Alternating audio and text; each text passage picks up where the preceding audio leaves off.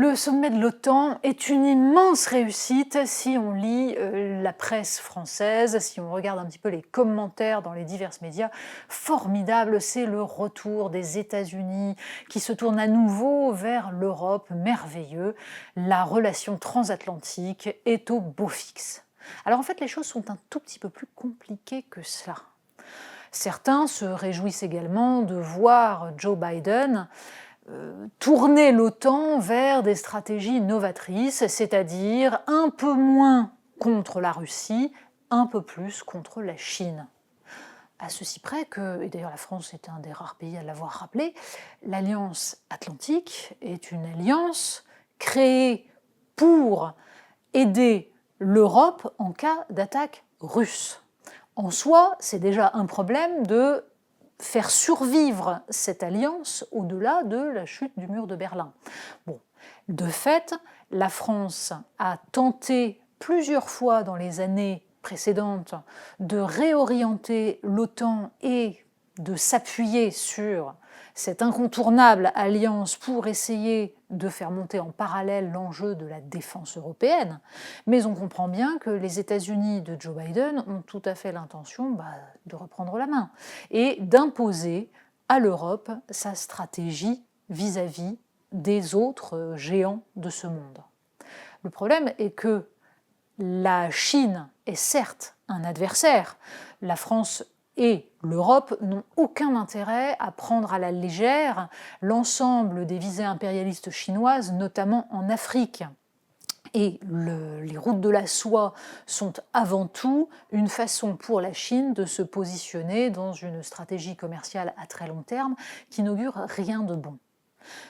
Mais de fait, c'est jusqu'à présent l'Allemagne qui a freiné des quatre fers dès qu'il s'agissait de faire valoir l'indépendance européenne face à la Chine. Il ne fallait surtout pas limiter les ventes de berlines chinoises, de berlines en Chine, de telle sorte qu'on a éradiqué des filières entières, le meilleur exemple étant la filière photovoltaïque européenne.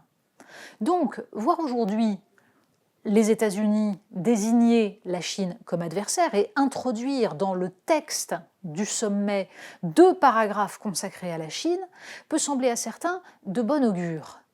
En effet, on a suffisamment décrié Donald Trump qui ciblait la Chine pour ne pas aujourd'hui se rendre compte avec un peu d'intérêt, oui, qu'il n'avait pas si tort et que Joe Biden s'inscrit dans la même lignée.